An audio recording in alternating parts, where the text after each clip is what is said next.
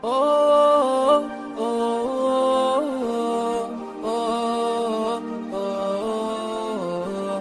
oh, oh. A'udzubillahi samil alim minasyaitonir rajim. Bismillahirrahmanirrahim. Aqulu lakum ayyuhal ikhwah, assalamualaikum warahmatullahi wabarakatuh. Allahumma sholli ala Muhammad wa ali Muhammad. Para pemirsa Hikmah TV yang dirahmati Allah Subhanahu wa taala, berjumpa kembali kita di acara Hikmah Ramadan. Kita memasuki hari ke-6 di bulan Ramadan. Semoga seluruh aktivitas keseharian kita selalu berorientasi kepada takarub kepada Allah Subhanahu wa taala. Masyaallah ikhwah yang dirahmati Allah Subhanahu wa taala, untuk mendahului pembicaraan kita di Hikmah Ramadan ini, saya akan mengangkat sebuah tema, puasaku di bulan Ramadan ini kupersembahkan untuk Tuhan.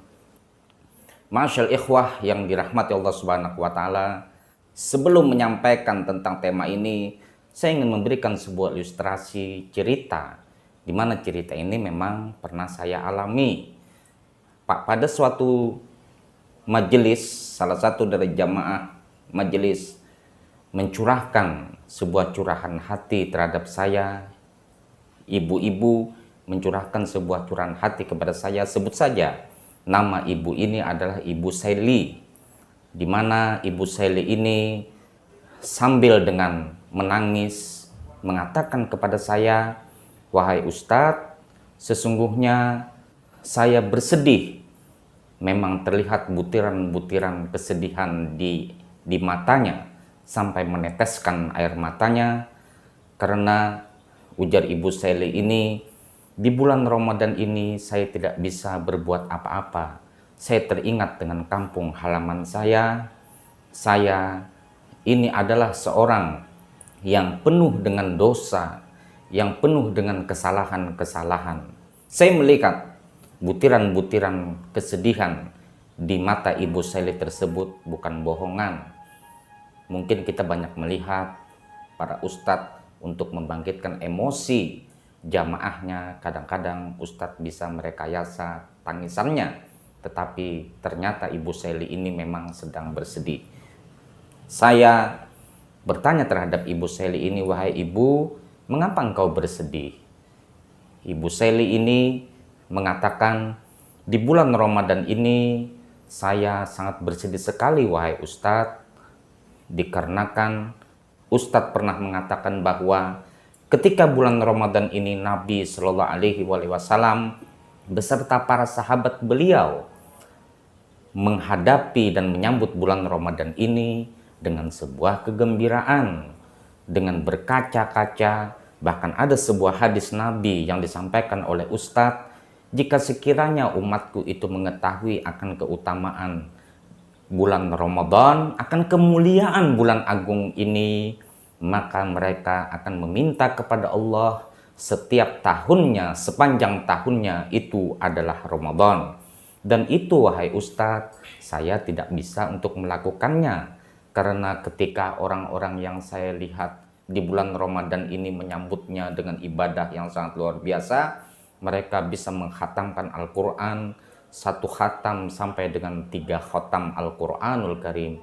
Mereka melengkapi dengan melakukan nawafil, sholat tarawih atau sholat malam. Mereka tidak pernah absen sholat malam.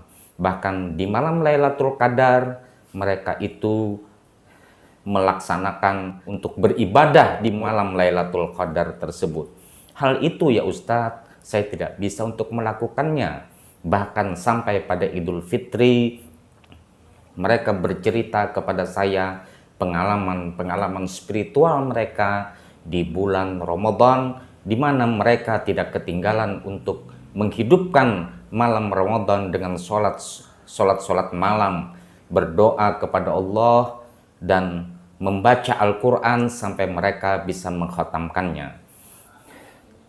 Kemudian saya mengatakan kepada Ibu Saili tersebut, "Wahai ibu, apa yang membuat ibu bersedih?" Ibu Saili tersebut menjawab, dari apa yang telah diceritakan oleh teman-teman saya itu, wahai Ustadz, saya tidak bisa melakukannya. Kemudian saya bertanya kepada Ibu Sally tadi, wahai Ibu Sally, apa yang membuat Ibu tidak bisa melakukannya? Ibu Sally tersebut menjawab, wahai Ustadz, saya ini adalah seorang yang kaya. Saya sejak dilahirkan adalah orang kaya. Saya hidup dengan berbagai kecukupan yang sangat luar biasa. Saya terbiasa dilayani baik di rumah maupun di kantor. Tetapi saya di bulan Ramadan ini ingin menjadi pelayan hamba-hamba Tuhan, hamba-hamba Allah Subhanahu wa Ta'ala. Di setiap malam ketika orang sibuk untuk beribadah, membaca Al-Quran, saya menyiapkan makanan untuk bersahur yang saya bagikan langsung kepada orang-orang yang tidak mampu. Dikala orang mendengarkan ceramah-ceramah para ustadz untuk menyemangatkan spiritualitas di bulan Ramadan ini, saya justru berjalan di perkampungan kumuh, di gang-gang yang sempit, dalam rangka untuk membagikan harta yang saya miliki untuk berbagi, berkhidmat terhadap hamba-hamba Allah Subhanahu wa Ta'ala. Ma'asyiral ikhwah yang dimuliakan Allah Subhanahu wa Ta'ala, sesungguhnya kita dapat memetik dari sebuah cerita yang saya sampaikan ini, sesungguhnya puasa persembahan buat Tuhan itu apa? Puasa yang persembahan buat Tuhan itu adalah di mana kita bisa merefleksikan bagaimana hikmah dari puasa itu.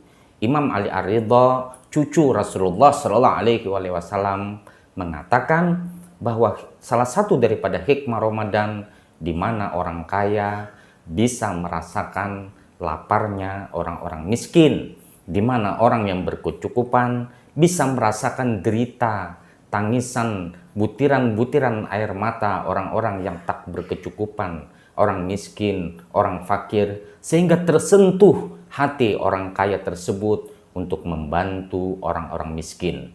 Masyaallah ikhwan yang dimuliakan Allah Subhanahu wa Ta'ala, sebagaimana yang sudah kita sampaikan pada pertemuan yang telah lalu, bahwa amal yang untuk Allah Subhanahu wa Ta'ala itu dikatakan dalam hadits qudsi, seluruh amal anak Adam itu untuk mereka, terkecuali puasa. Puasa itu untukku, kata Allah, dan aku ajzibih, dan aku akan membalasnya. Begitu juga di dalam hadis yang lainnya, ketika Nabi Musa alaihissalam bertanya kepada Allah, ya Allah, aina abkika? Ya Allah, di manakah aku bisa menemukanmu? Allah Subhanahu wa Ta'ala mengatakan kepada Musa, wahai Musa, carilah aku di hati manusia-manusia atau hamba-hambaku yang hancur hatinya, yang serba kekurangan. Carilah aku di gubuk-gubuk orang miskin. Artinya apa? Di dalam sebuah hadis Rasulullah SAW mengatakan, kam min shaimin laisa lahu min siyami ilal ju' wal atash. Berapa banyak orang yang berpuasa tapi tidak mendapatkan hasil atau nilai puasanya kecuali lapar dan haus. Bukankah ada sebuah cerita ketika di zaman Rasulullah Shallallahu Alaihi Wasallam ada seorang majikan yang memaki-maki pembantunya. Kemudian Rasulullah mengatakan dan memanggil perempuan tersebut, wahai Fulanah, mari ke sini, batalkan puasamu, minum dan makanlah. Kemudian sang perempuan tersebut mengatakan, ya Rasulullah, aku sedang berpuasa. Puasamu adalah sia-sia karena puasamu telah memaki-maki pembantumu, telah memasukkan rasa kekecewaan dan rasa sakit hati kepada hamba-hamba Allah Subhanahu wa Ta'ala. Jadi puasa yang tidak memiliki nilai empati kepada orang-orang yang tidak berkecukupan, orang miskin, orang fakir miskin, orang yang tidak mampu, maka puasa itu tidak memiliki nilai apa-apa kecuali lapar dan haus. Itulah makna yang tersirat dan tersurat di dalam hadis qudsi tersebut. Maka Ramadan merupakan bulan aplikasi dari ritus-ritus yang telah kita lakukan, di mana seluruh ibadah yang diperintahkan Allah Subhanahu wa taala kepada kita ada memiliki moralitas dari ibadah, makna moralitas dari ibadah tersebut. Moralitas ibadah puasa adalah bagaimana kita mengimplementasikan rasa sosial kita, sifat rahimiyah dan rahmaniyah Allah Subhanahu wa taala kepada sesama kita. Kita tidak akan membiarkan ada orang-orang kelaparan di tengah-tengah kita. Kita tidak akan membiarkan lisan kita dan perbuatan kita justru menyakiti orang lain. Itulah moralitas dari ibadah puasa yang bisa kita persembahkan untuk Tuhan. Semoga Allah Subhanahu wa taala menjadikan kita hamba-hamba yang selalu berjalan untuk merepresentasikan dari sifat-sifat ilahi, akhlak ilahi di bulan Ramadan ini. Sampai jumpa pada hikmah Ramadan yang akan datang. Khudil hikmata walau fiyadil mujrimin. Ambillah hikmah walaupun di tangan orang-orang yang jahat. Al-afu minkum. Assalamualaikum warahmatullahi wabarakatuh.